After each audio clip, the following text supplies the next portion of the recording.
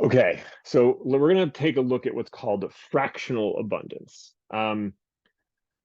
Things are complicated. Okay, every single element comes in a couple of different forms. Okay, if you take a look at a periodic table, what you're going to notice is every single thing on the periodic table has a bunch of different numbers associated with it. Okay, so if I take a look at this periodic table, and hopefully by this time you printed one out, if I take a look at magnesium, what I see is magnesium has an atomic number of 12, and this other number is going to be its mass. The mass here is 24.31. Well, I just said that the protons and neutrons in the nucleus are whole numbers. So 12 protons, let's say I had a mass of 24, that would be 12 neutrons. How can I end up with 0.31 neutrons? Why is this number not a whole number if I said that protons and neutrons had whole numbers? Well, it turns out that we have a bunch of different isotopes of things. So if I take a look at magnesium, there are 3 different isotopes of magnesium.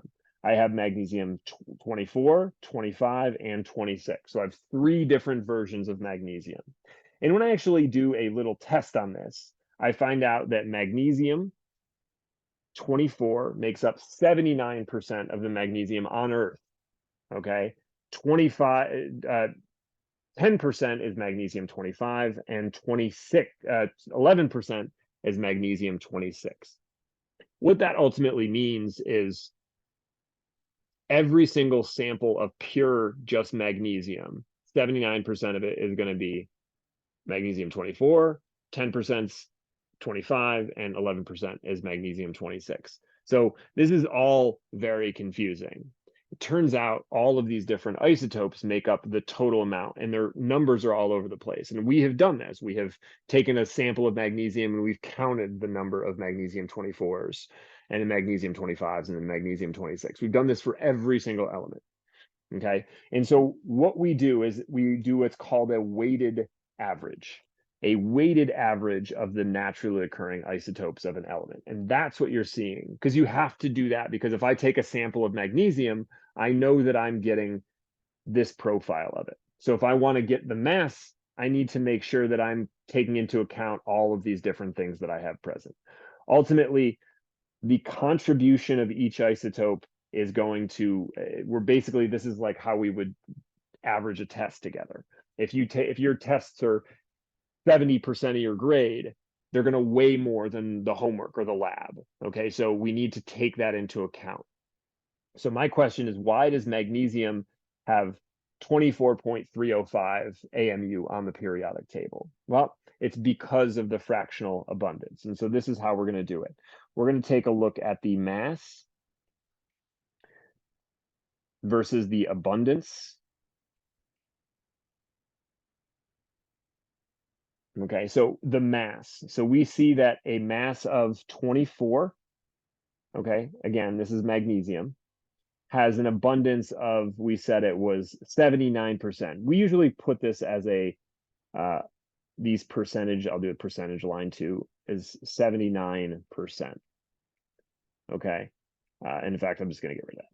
The abundance is just the percentage in decimal form. Okay, it's 0.79%. Magnesium 25 makes up 10%, so 0.10. Okay, and I'm getting these numbers from up here. Okay, and magnesium 26 is 0.11 or 11%. Okay, so when we're determining the atomic mass on periodic table, I'm going to take the mass times abundance plus mass times abundance plus, and on and on and on we go until we use up all of them. So for magnesium, 24 atomic mass units times the 0.79 plus 25 AMU times 0.10. Again, that's 10%, and 26 AMU times 0.11.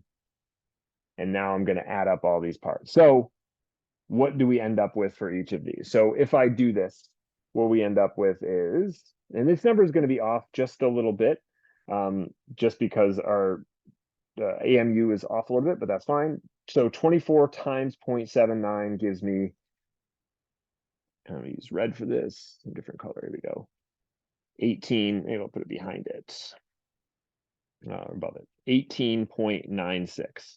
So 18.96. So if I take 25 times 0.1, I'm going to have 2.5, 26 times 0.11, 2.86.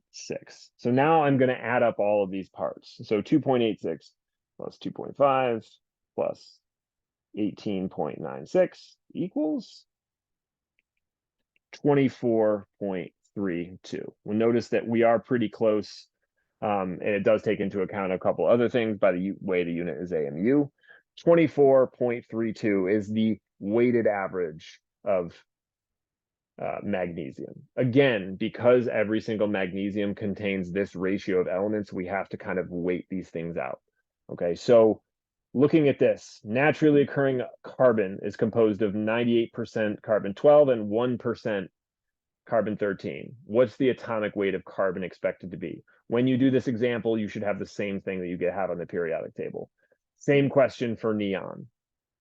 And then this one here, which of the following isotopes of magnesium, that's silicon actually, is the most abundant in nature? Well, what is the atomic mass of silicon on the periodic table? And that should give you a hint which one is closest to silicon's periodic table number. That's probably the most abundant that you're going to see. How about this one? We have 5 isotopes of this, and here they are. What element is this unknown? So just do the math, figure out what the mass is, and take a look at the periodic table and see what it is. So we're going to take a look at this. It's a really good thing to understand how to do, but every single time you pick up a sample of silicon on Earth, it's going to have a certain ratio of elements, and that's what this is taking into account. It's just the randomness of nature that we end up with, that we have to kind of calculate these things. All right, one section left.